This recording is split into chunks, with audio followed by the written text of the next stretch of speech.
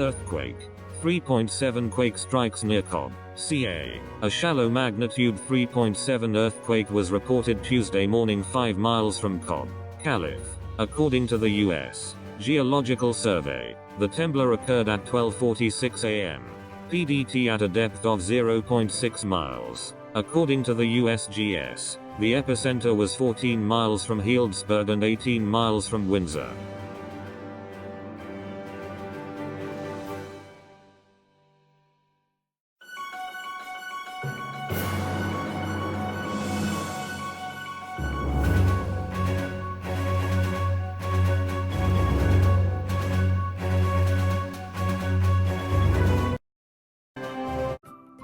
Thank you for watching.